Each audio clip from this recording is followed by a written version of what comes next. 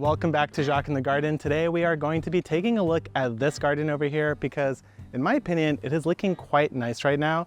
And the other side, my other garden, is looking a little bit rough. So we are going to be cleaning up that garden. But first I wanted to show you guys some examples of what I like about this side and what I want to try to bring from here over to the other garden. So here we are in the south garden, and this garden is full. That is one of the main things that I'm focusing on today, is that the other garden is a little bit patchy, doesn't have it quite filled in right now. So we are going to be working on that, but first I want to show you what it's full of. Over here I have some romaine lettuce and some peas that are going to be climbing up this fence. On this side, this is the bed that I had all peppers in before. There are still about, I think, 4 or 5 pepper plants left in here, which I'm probably going to overwinter directly in place. But what I've done in between while they were still growing is I actually did plant in between them. So right here is one of our perpetual spinach green chard. This is my favorite chard of all time. So I interspersed it. I planted it around the peppers while they were still growing. On this side, I did the same, but with broccolis. So you can see all these broccolis are quite sized up right now. I did remove a couple peppers here that I didn't like very much. Over here, I had some zucchini, and now all of these brassicas could fully take over and start growing. On this side, similar story. I had some okra in here, which I just decided to remove because it wasn't being very productive. And in its place, I planted all of these broccoli starts, which are looking really good right now. The tomato I will be leaving in. Just look how healthy it is. This is the Husky cherry, one of my favorite cherry tomatoes that also happens to do really well in the wintertime in San Diego. Now down on this bed, my Mizuna has really grown in. We actually need to harvest some of this tonight for dinner, or else it's going to start bolting soon. But it's looking very happy, very vibrant, and I'm very pleased to see that it did well here. Now on the behind of that, the back wall of that, I have all of these peas. These are shelling peas. So these are the peas that you eat the actual pea out of the inner pod. And one thing I just noticed is I've got this crazy looking caterpillar here. I haven't seen anyone quite that color before. So I don't want him eating my pea. So I guess I'll just take him off. I'm gonna sacrifice the tip of this pea plant and these flowers. I'm gonna move him somewhere where I don't care, like over here inside my pollinator patch. He could eat as much as he wants over there. Now on the back wall underneath the grapes here, I have all of this lacinato kale planted. The goal is for these to start growing so I could replace these ones because they're looking a little bit ratty. They seem to have perpetual powdery mildew problems that I can't seem to solve, even when I tried spraying it with potassium bicarbonate. So it's just a little bit messy and crowded in here anyway. I'd rather do a reset, which is the plan over here. Now in my big raised bed, the cedar lined bed, I've had a lot of raccoon digging action, not nearly as much as I've had in the other garden. But again, this is that green chard that I talked about earlier. I have more of it here because in the wintertime, it grows slower and we want to make sure we have enough of it to eat. As we wrap our way around to the back half of this bed, what you'll see is a bunch of broccolini plants. You'll see that they don't quite look like broccoli. The stem is a lot thicker at the base here, and they just seem to look a little bit more rounded in their leaf shape. So all of these are broccolinis. In between, I have some radicchio, which I'm just planting for fun, really. We do occasionally like eating radicchio on like party platters and stuff, but I've never grown it because it is quite a bitter green, but I figured I'd give it a try. Now the sun gold is still here. I won't say that it's thriving. It has like a couple small flowers on the way. There are a couple fruit that have still formed, and I will probably leave it for a little bit longer just because I don't really have anything to lose. This doesn't block any light except the very earliest morning light, so I might as well just try to get more cherries. On this side, my apple trees have grown in quite nicely. This is the Fuji, I believe, and the back is the Pink Lady, or vice versa, but they look quite good. They have grown a lot, so I'm very happy to see that. And they should be putting down tons of roots. These were bare root trees, so I'm just happy to see that they grew this much in such a short amount of time.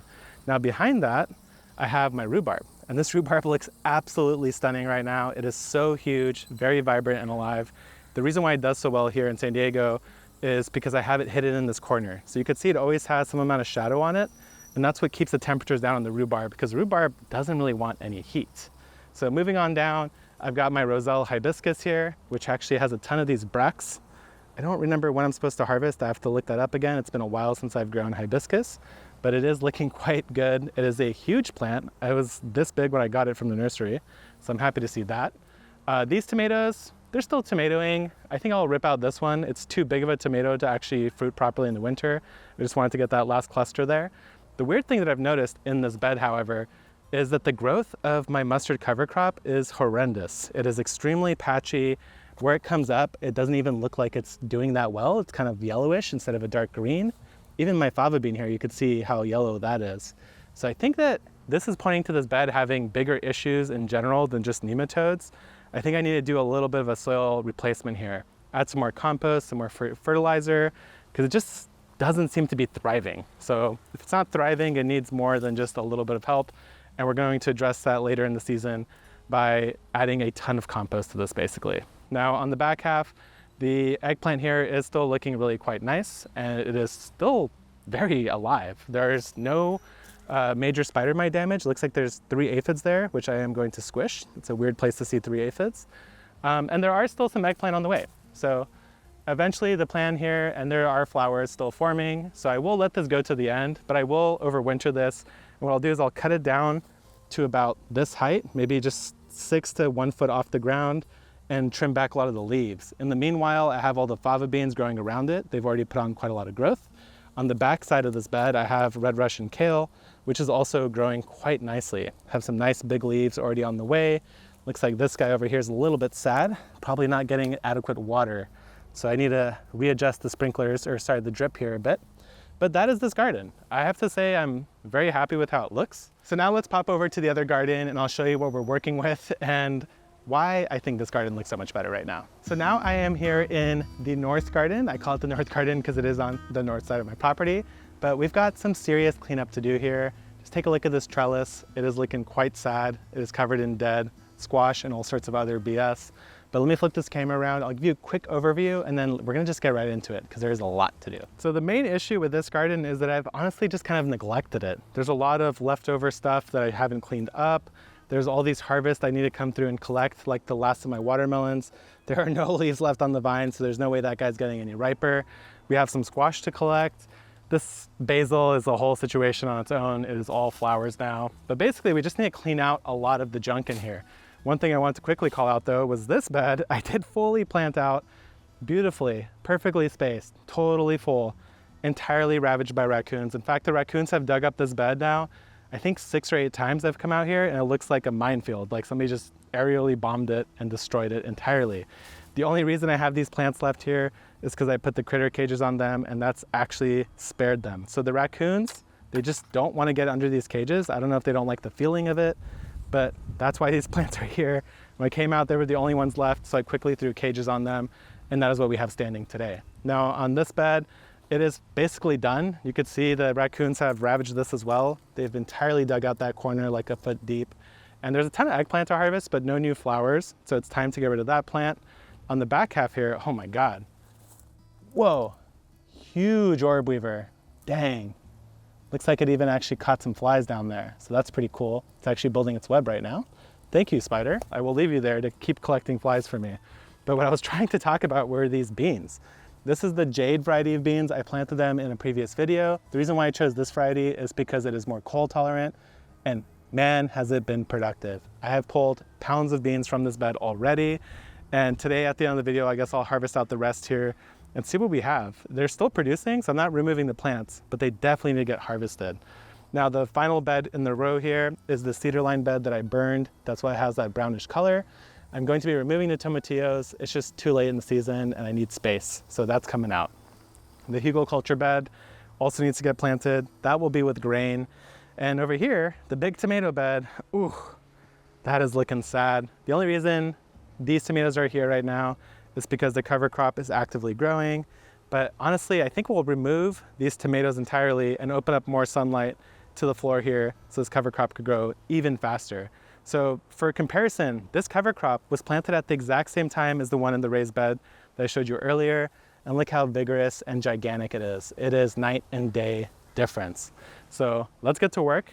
Let's start by actually removing these tomatoes because I am over looking at this mess. Believe it or not, there are other reasons I should remove these tomatoes besides the fact that they look terrible. One of them is that it's not really producing much, but the other one, the bigger one, is that they are still harboring my least favorite pest in the world, the leaf-footed bug. It's sort of a stink bug that destroys tomatoes, and I've seen them lurking in the plants even though there's barely any fruit left. So I think literally by removing these plants, I should force them to all either get the heck out of here or cluster on my Husky Cherry Tomato, which will make it much easier for me to eradicate them. So that is the plan, eradication. I have no sympathy for those guys. And what I'm gonna do now is, the beauty of the Florida Weave here is that I always use this cotton twine, because then I could just take this entire ball of tomatoes and twine, and I could just literally throw it in compost or in the green bin. Since this is covered in disease that I had this year, I actually have, let me see if I can show you an example here. Right there, next to my knife, there is a very faint red line that runs across the stem. If I push on the stem, it'll break right there. And inside the stem, there is a little red ring. That is the disease. It is inside the tomato plant fully. I don't believe there's any cure. I think it's a fusarium. I can't exactly remember if it's like fusarium or vermiculum. One of those diseases that it's a problem. So we need to get rid of this. I don't want to put it in my compost and spread it further. It is going into the green bin. Now, if I could guarantee that I had a fresh compost pile and I could make it really hot, I would throw it in there, but currently my compost is its own situation entirely. It's a whole separate story. So let's not get into that one today. These ones are going in the green bin, unfortunately, for this time. Now I'm gonna bring you a little bit closer because we're going to do a root knot nematode check on these plants. That is the whole reason I have this mustard growing here, to kill all the root knot nematodes.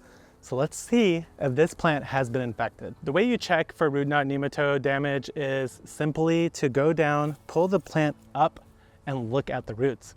Traditionally, I like to leave the roots in the ground to decay and return to the soil. But when you have root knot nematode, there are a couple reasons, or if you suspect it, there are many reasons to pull the roots up. The first is to see if you have the problem.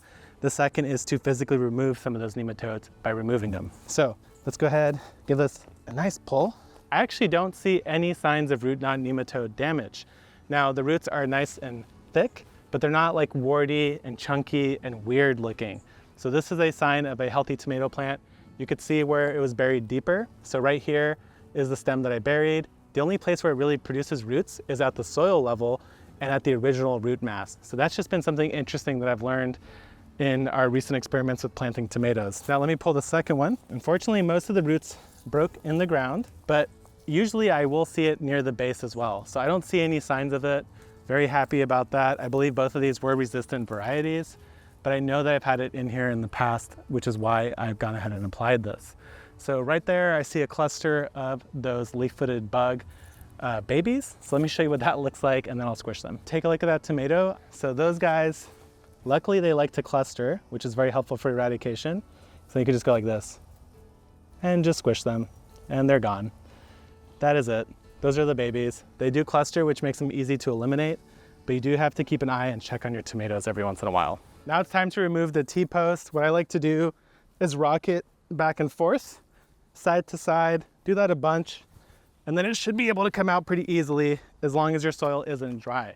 Once your soil is dry, good luck getting these things out of the ground. It is an absolute nightmare. Don't put this task off. Once you remove your plants, get your T-post out. It will never be easier than this moment. Let's check on these plants to see if they have any root knot nematode. You would see it on the roots. Traditionally, I like to leave the plants in the ground so the roots can decay, return to the soil. But when you're dealing with root knot nematodes, the only way to know is to actually look at the roots. And also by pulling the plant, if it does have root knot nematode, you're actually removing some of those. Now, these varieties were resistant to root knot nematode. That doesn't mean that they won't have them, but what it means is they could still somehow produce even while they have some amount of nematode damage. So actually, no signs. Yeah, I would say no signs of nematode damage here. I'm gonna call that clear. Check the next one. There's a slight chance that nematodes were present here. Oh, actually, it's a gopher hole. I just shoved my hand into a tunnel and I just noticed that the bottom of this plant is missing. I'm gonna pull this last plant, see what I get. So again, no presence of root knot nematode, nothing obvious at least. If you had root knot nematode, these roots would look like they were covered in warts all over it, like big old warts bigger than the roots themselves. These are nice, straight looking normal roots, so no major issues here. This actual field of mustard that I'm going to eventually work into the soil is going to be more of a preventative. It should also maybe handle some fungal diseases in the soil. At least potentially it can do that. So we're going to continue this process anyway, because I want this soil to be perfect for next year so I could plant tomatoes in the same spot without any fear of nematode damage or fungal diseases if I'm able to knock some out. And here's what it looks like now that everything has been removed. I'm so happy I did this. You can already see how much more light is pushing into the garden. This hugelkultur mound will now be much easier to establish.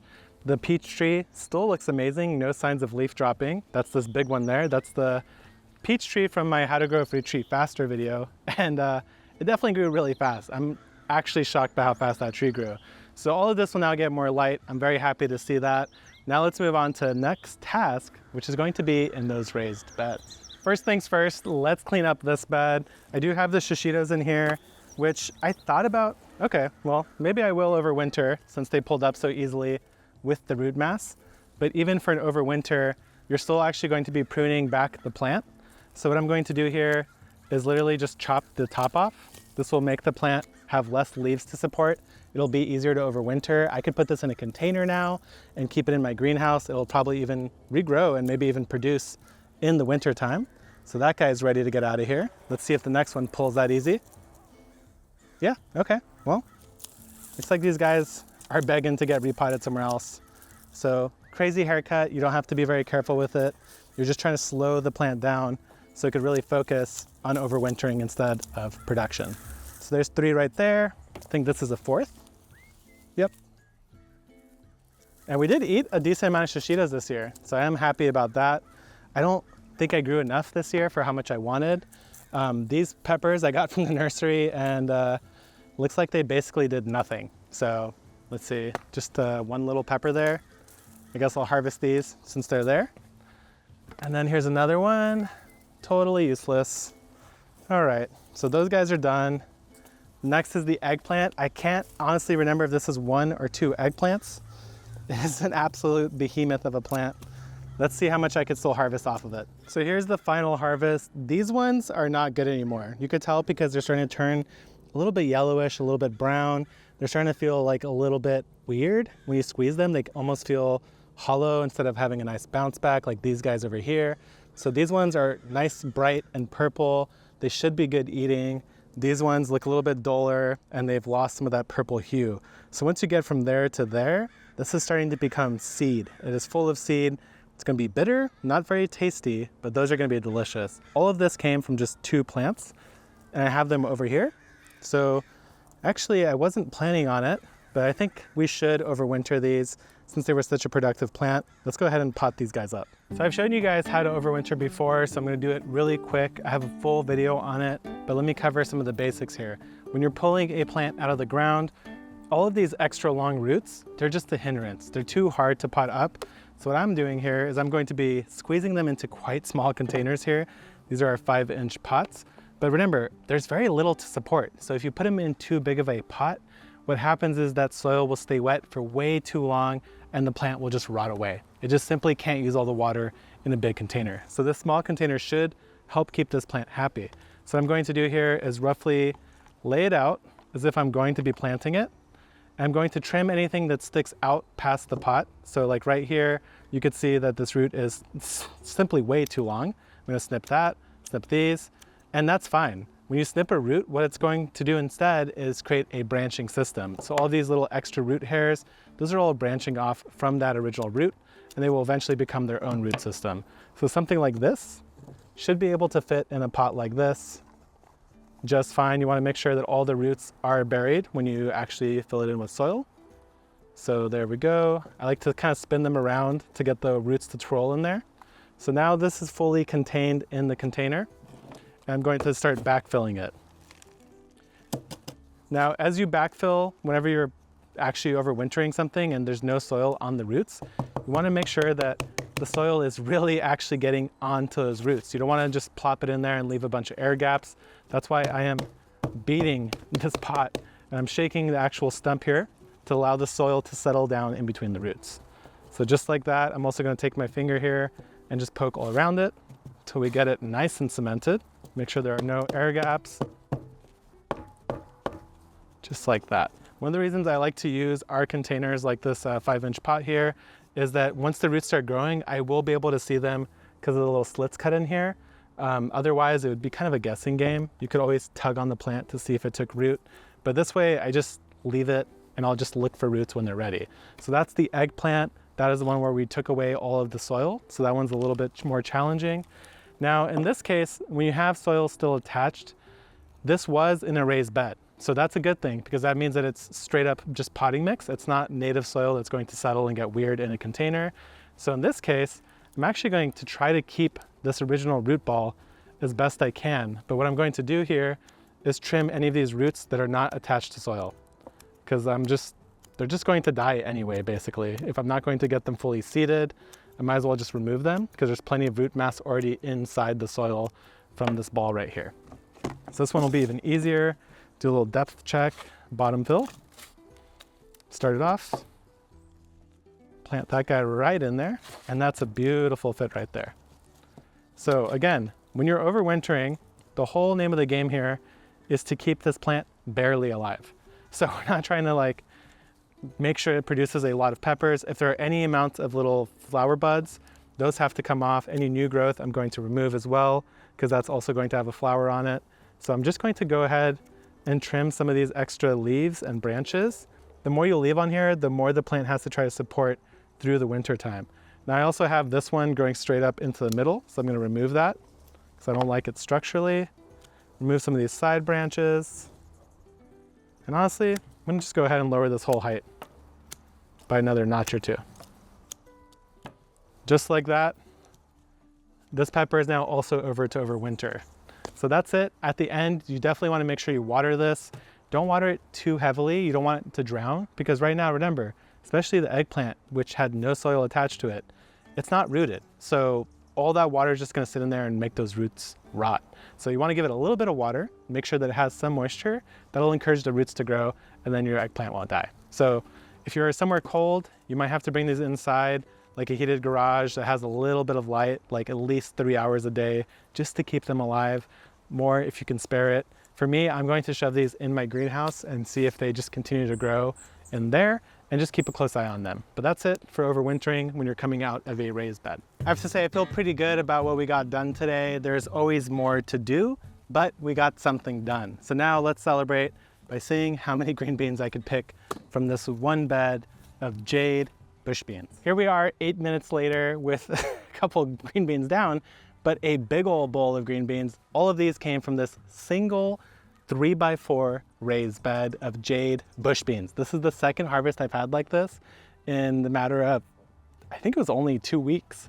So pretty wild, pretty impressive harvest here. Definitely gonna be growing these guys again. Definitely gonna be growing green beans in raised beds from here on out. But thanks for watching. I'll see you guys next time when we do some more serious planting, because now we've got a lot of space.